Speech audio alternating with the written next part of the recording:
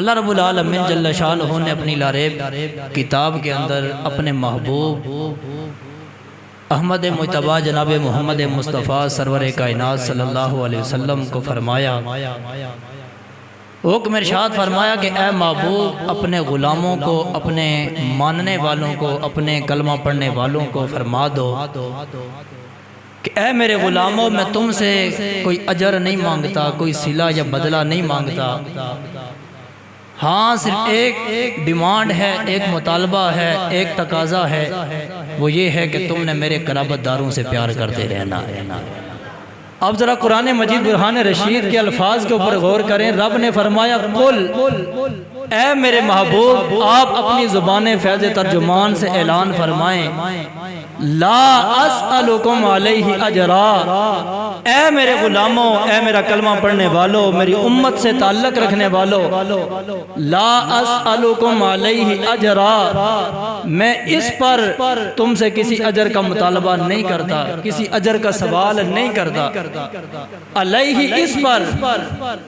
اب یہاں اللہ نے وضاحت نہیں کی، صرف اشارہ کیا ہے اس پر، تو سوال پیدا ہوتا ہے اللہ رب العالمین علیہ جو ضمیر استعمال فرما رہا ہے، یہ اشارہ کس طرف ہے؟ تو یاد رکھنا یہ اشارہ حضور کے تمام احسانات کے اوپر ہے، حضور کے تمام کرم نوازیوں کی طرف ہے کہ رب اپنے محبوب سے فرما رہا ہے، محبوب آپ اپنی امت سے کہیں کہ میں نے تمہارے اوپر جو احسانات فرمائے ہیں، کرم نوازیاں فرمائی ہیں، میں نے تمہیں کلمہ پڑھایا ہے، میں نے تمہیں ہدایت کا رستہ دکھایا ہے، تمہیں گمراہی سے بچایا ہے، جہنم کے رستے سے بچا کر تمہیں جنت کے رستے پہ چلایا ہے، دلال مبین سے ہٹا کے تمہیں صراط مستقیم پر چلایا ہے، اور تمہیں ایمان اور قرآن دیا ہے۔ اللہ رب العالمین کے پیغامات کما حقو پہنچائے ہیں۔ یہ جتنی بھی کرم نوازیاں ہیں، یہ جتنے بھی احسانات ہیں، اے محبوب اپنی امت سے فرما دو میں ان احسانات پر، ان کرم نوازیوں پر تم سے کوئی اجر نہیں مانگتا، کوئی صلہ یا بدلہ نہیں مانگتا ہوں، کوئی معاوضہ نہیں مانگتا ہوں، لیکن ہاں ایک بات ہے، الا المودۃ فی القربا، وہ یہ ہے کہ تم نے میرے قریبیوں سے، میرے قرابت داروں سے، میرے اقربا سے، میرے اہل بیت اطہار سے پیار کرتے رہنا۔ اب یہ حکم خدا کا ہے، حکم خدا کا ہے، اعلان مصطفیٰ کریم کی زبان سے ہو رہا ہے، بات خدا کی ہے مگر زبان یہاں پہ مصطفیٰ کریم کی ہے، بات خدا کی ہے لیکن اعلان مصطفیٰ کریم نے فرمایا ہے۔ لیکن آپ یہاں الفاظ کے اوپر غور کریں، اللہ رب العالمین جو آیت کا دوسرا حصہ ہے الا المودۃ فی القربا، اللہ رب العالمین نے ڈیمانڈ کیا تو کس چیز کی ہے، تقاضا کیا تو کس چیز کا، مطالبہ کیا تو کس چیز کا؟ اللہ نے فرمایا الا المودۃ فی القربا، تم نے حضور کے قرابت داروں سے، حضور کے رشتہ داروں سے، حضور کے خاندان کے افراد سے کیا کرنا ہے؟ مودت کرنی ہے۔ اب ایک ہوتی ہے محبت، ایک ہوتی ہے مودت۔ اللہ نے محبت کا حکم نہیں دیا بلکہ مودت کا حکم دیا۔ محبت اور چیز ہے، مودت اور چیز ہے۔ محبت اس چیز کو کہتے ہیں کہ دل انسان کا کسی کی طرف مائل ہو جائے، چاہے کسی شخصیت کی طرف مائل ہو، کسی جگہ کی طرف مائل ہو، کسی چیز کی طرف مائل ہو، دل کے اندر جو میلان ہے تباہ پیدا ہوتی ہے، اس طبیعت کے میلان کو محبت کہتے ہیں۔ اور آپ کو پتہ ہونا چاہیے کہ یہ محبت کی نہیں جاتی ہے، یہ محبت ہو جاتی ہے۔ اور جب محبت ہوتی ہے تو پھر محب کی بے شمار نشانیاں ہوتی ہیں، محبت کی بے شمار علامتیں ہوتی ہیں، محبت کی بے شمار پہچان ہوتی ہیں۔ قصہ مختصر یہ ہے کہ جب ایک بندہ کسی سے پیار کرتا ہے تو محب کو ساری کائنات میں اگر کوئی پسند آتا ہے، کوئی سب سے چنگا لگتا ہے، سب سے سونا لگتا ہے، سب سے پیارا لگتا ہے، تو اسے اپنا محبوب ہی پیارا لگتا ہے، اسے سب سے پیارا اپنا محبوب لگتا ہے، سب سے چنگا اپنا محبوب لگتا ہے، سب سے عظمت والا اپنا محبوب لگتا ہے، عقل کے لحاظ سے بھی، شکل کے لحاظ سے بھی، ہر اعتبار سے اسے اس کائنات کے اندر اگر کوئی دکھائی دیتا ہے تو اپنا محبوب دکھائی دیتا ہے، اسے اپنے محبوب کے سوا کوئی اور دکھائی نہیں دیتا ہے۔ وہ سمجھتا ہے کہ اگر کائنات میں کوئی ہے تو بس میرا محبوب ہی ہے، اور کچھ ہے ہی نہیں کائنات میں۔ تو یہ محبت ہوتی ہے۔ لیکن محبت کے اندر ایک اور چیز بھی ہوتی ہے، وہ یہ ہوتی ہے کہ محب محبوب کے بغیر نہیں رہتا۔ محب کی یہ جستجو ہوتی ہے کہ میرا محبوب ہر وقت میرے ساتھ رہے، میرے پاس رہے، وہ جدائی کا ایک لمحہ بھی برداشت نہیں کر پاتا ہے۔ اگر محبوب محب سے جدا ہو جائے تو محب تڑپنا شروع ہو جاتا ہے، بے قرار ہو جاتا ہے، اس کی کیفیت بدل جاتی ہے، اس کے حالات بدل جاتے ہیں، اس کے انداز بدل جاتے ہیں۔ لیکن ایک بات ضرور ہوتی ہے، محب تڑپتا ضرور ہے، تکلیف ضرور اٹھاتا ہے، لیکن اگر محبوب جدا ہو جائے یا محبوب اسے نہ ملے تو محب مرتا نہیں ہے، زندہ ضرور رہتا ہے۔ تکلیف ضرور ہے، پریشانی ضرور ہے، پرابلم ضرور ہے، لیکن محب مرتا نہیں ہے۔ یہ محبت ہے، یہ محبت کی علامت ہے۔ اور دوسری طرف جو ہے مودت، تو مودت اس چیز کا نام ہے، اور مودت کی علامت یہ ہے، مودت کی پہچان یہ ہے کہ بندہ اس قدر پیار کرے اپنے محبوب سے کہ محبوب اگر اس سے جدا ہو جائے تو محب ایک لمحے کے لیے بھی زندہ رہ نہ پائے، محب ایک لمحے کے لیے بھی زندہ نہ رہ پائے۔ اس کی مثال مفسرین کرام یوں دیتے ہیں، فرمایا مودت کی مثال یوں لے لیجئے جس طرح ایک مچھلی اور پانی کا آپس میں تعلق ہے، مچھلی اور پانی کا آپس میں رشتہ ہے، مچھلی اور پانی کا آپس میں ربط ہے کہ مچھلی پانی میں زندہ رہتی ہے، پانی سے اگر ایک لمحے کے لیے نکال دی جائے تو مچھلی تڑپ تڑپ کے جان دے دیتی ہے، زندہ نہیں رہ سکتی ہے۔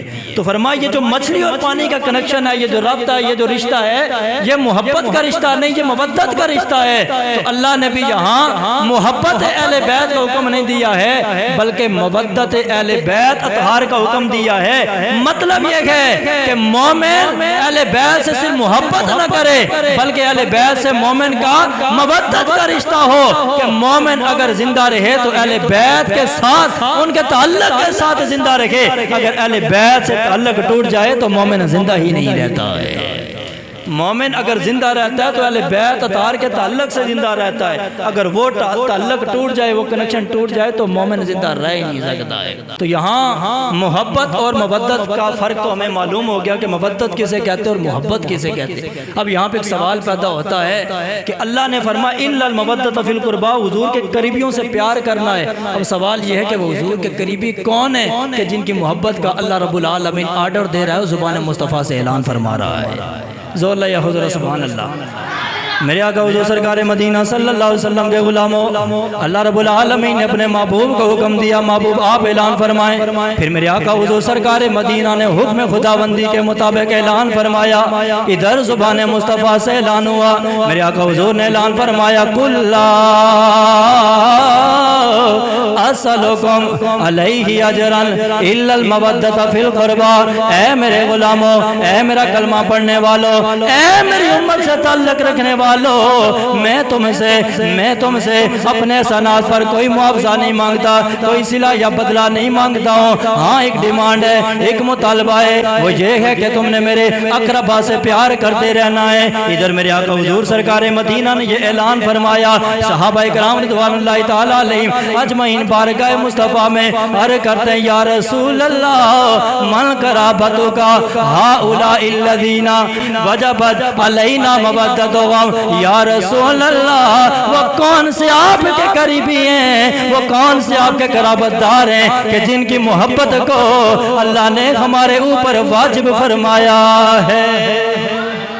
یا رسول اللہ ذرا وضاحت فرما دیجئے وہ آپ کے قرابت دار کون ہیں، وہ آپ کے قریبی کون ہیں جن کی محبت اللہ نے ہمارے اوپر لازم فرمائی ہے۔ تو میرے آقا حضور سرکار مدینہ صلی اللہ علیہ وسلم نے صحابہ کے سوال کے جواب میں میرے آقا حضور نے وضاحت فرمائی۔ میرے آقا نے فرمایا صحابہ سن لو، جن کی محبت اللہ نے تمہارے اوپر لازم فرمائی ہے وہ کون ہے؟ میرے آقا نے فرمایا هو العلی والفاطمۃ وابن فرما میرے یارو وہ ہستیاں کون ہیں؟ آؤ سنو، وہ پہلی ہستی مولا علی ہے، دوسری ہستی سیدہ زہرا ہے، اور دو ان کے لگتے جگر حسن و حسین۔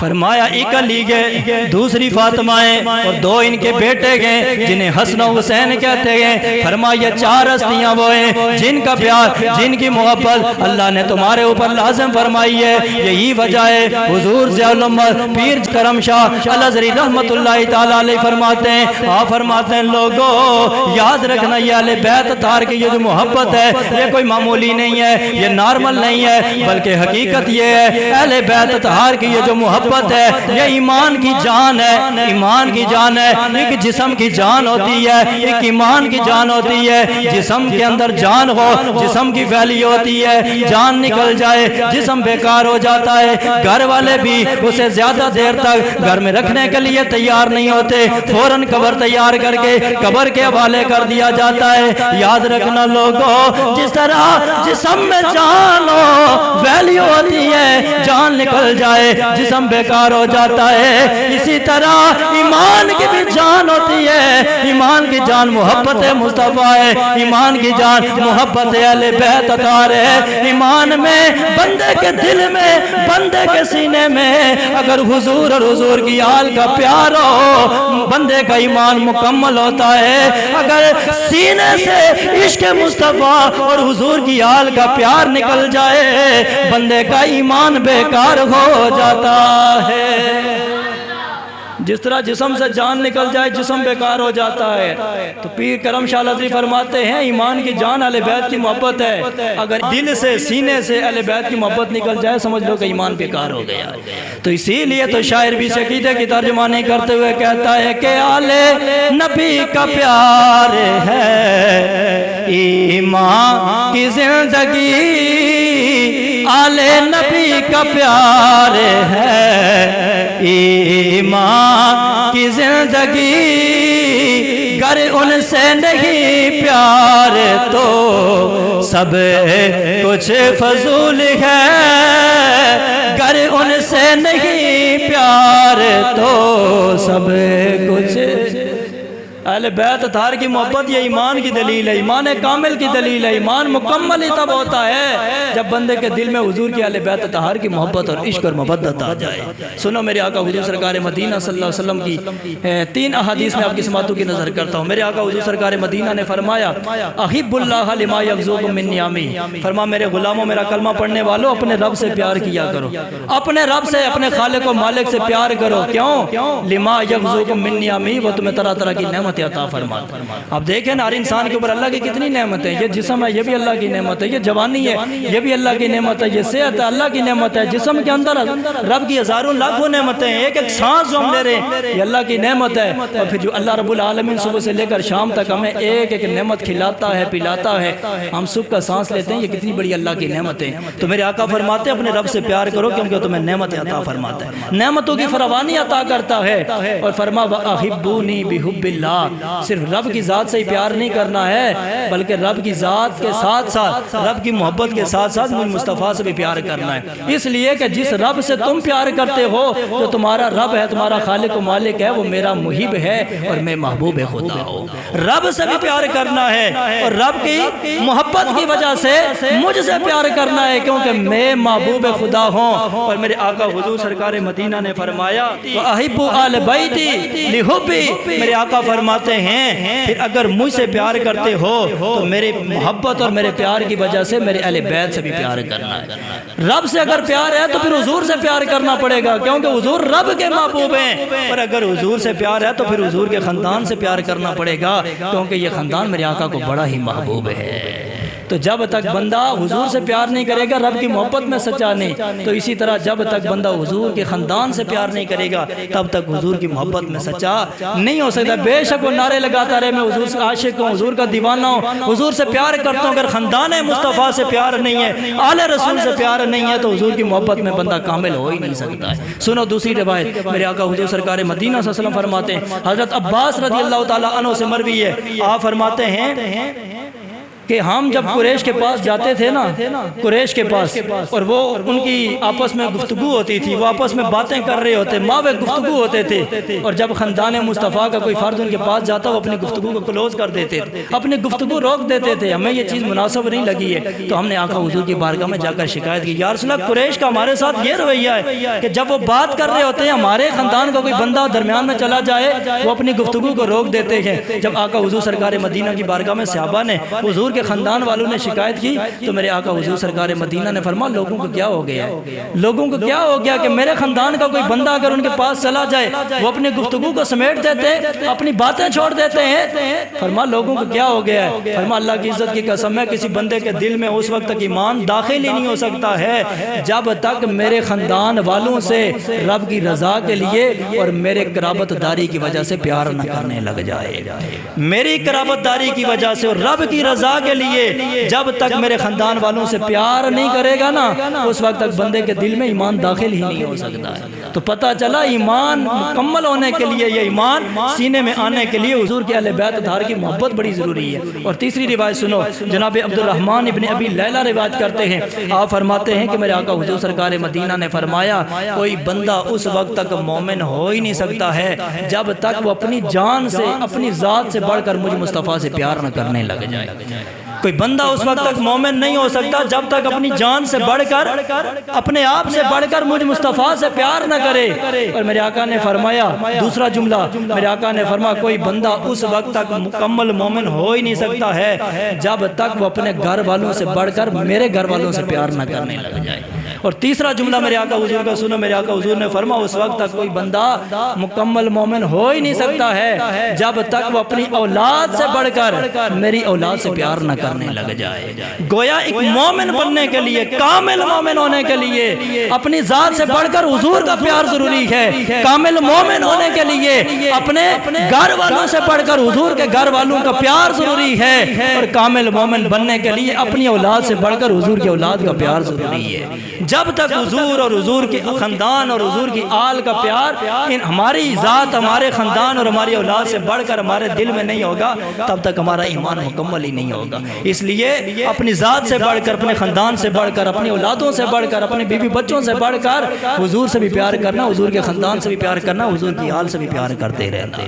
تو اسی لیے ہم کریا کریا، بستی بستی، وادی وادی، نگر نگر پیغام دیتے ہیں کہ عظمت آل نبی بول نہ جانا لوگو،